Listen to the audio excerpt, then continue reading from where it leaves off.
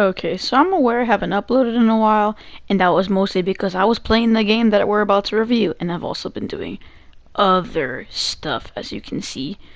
And yes, I mean other stuff. I survived an explosion. Today we're gonna do LEGO DC Supervillains! This is some pretty sick title music. I wasn't expecting this. LEGO DC Supervillains is probably one of the best comic book video games I've ever played.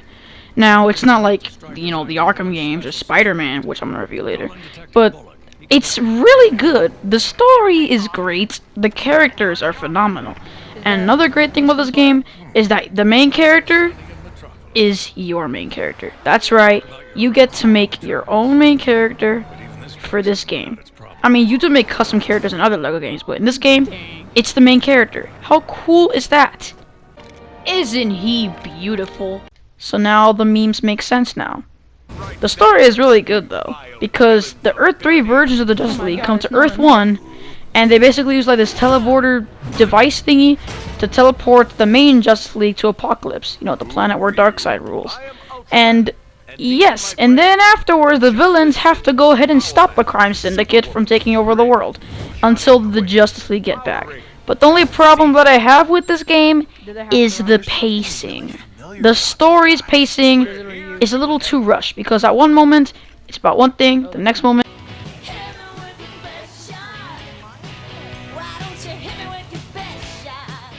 it's about another thing. But the pacing in this game is a little well too rushed, because most of the game is just about the supervillains recruiting more supervillains in order to stop the crime syndicate. But then after that, they rush in at the very last second. Oh, actually, Darkseid's the actual main villain, so here you go. But you only have about like 3 levels in order to see Darkseid stuff and all that, because they rush it at the very last second. And it's not very well paced, because then again, it could be built up throughout the story, but it's only built up at the end of the story. And that's just a little too much rushed writing. But nonetheless, the story is still pretty good. Especially the ending of the game. The ending of the game is unlike any other LEGO game ever created, because you get to actually have choices. You could become a hero or stay as a villain.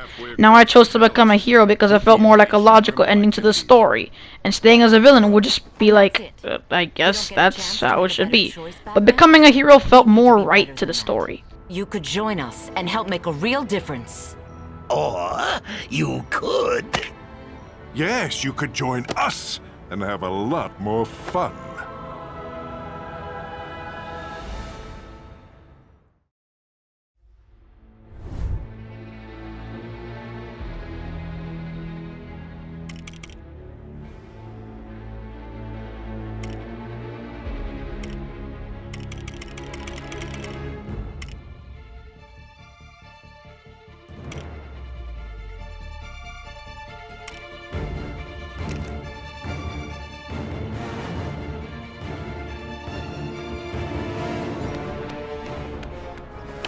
You made the right choice. We'll see. After everything I did for you. Didn't you try and send them to the other side of the universe? Shut up, Joker. Twice?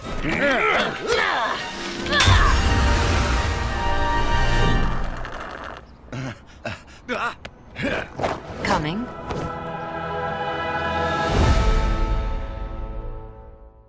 Now this doesn't really matter, considering that this video game is all about being villains, but this game kinda makes me feel really mean. For example, as you can see here, the restaurant is completely fine, but then, in order to get the gold brick, I have to ruin this poor man's restaurant, and it actually makes me feel kind of horrible afterwards. Like, sure, it's a game about being villains, and sure, you can also do heroic stuff in the game, but still, this is kind of freaking mean. But like I said, it doesn't really matter, because that's what basically the game is all about. You have to be a villain, you have to do mean things. Now, of course, you don't burn down buildings with people inside of it, because that'd be freaking evil, especially because this is a kid's game.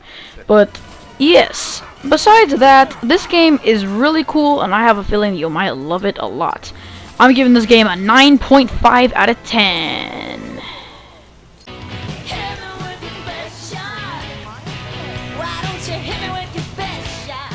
I mean, if Lego Marvel 2 can do it with Star-Lord by adding realistic songs into video games, then I guess this game can too. You know, I expected this review to be a lot longer, but it didn't record many clips of this game to talk about, so I guess I'll make it longer from here. You're probably wondering, GameTuber, you already gave the game a review, you already gave the game a rating, so why are you still going? It's because I want to talk about other stuff that I forgot to mention in the video. For example, the voice acting in this game is amazing. Mark Hamill does the Joker, Tara Strong does Harley Quinn, Kevin Conroy does Batman, and Greg Miller does Polka Dot Man of all people. I mean, Polka Dot Man's not like in the story, but he's a side mission, but still. Greg Miller voices him.